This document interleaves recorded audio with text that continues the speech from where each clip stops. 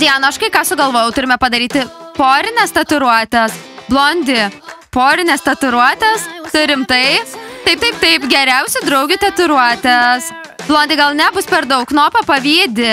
Nesuprantu, kaip jos taip ilgai gali valytis dantis, jos tikrai apie kažką kalba, jos tikrai turi paslapčių.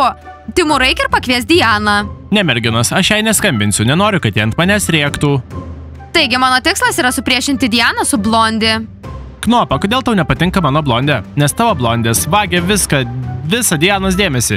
Nes Knopa liūdna, ji yra kaip dvi vitelių lazdos, storos kaip vagis. Gerai, Zakatai, atsipalaiduok. Diana, gal jau išeisi? Taip, ji keistai ilgai valo dantis. Jos nevalo dantis, ne dantis. Jos paslaptingos, jos dalinasi paslaptimis kaip geriausios draugės, nekenčiu tos Blondi. Pasakykite man, kaip čia baigėte? Gėdingai pasielgėte, kas tai? Nusimk tą savo galvą, jau atsibodai. Bet aš pavargau ją laikyti. Jis pavargo. Nesuprantu, kodėl mes kaip kvailiai stovime prie lentos, jaučiuosi kaip pirmokė. Diana, užsičiap, nes Maikas šiandien išprotėjęs. Trenerėpės dar nematėm.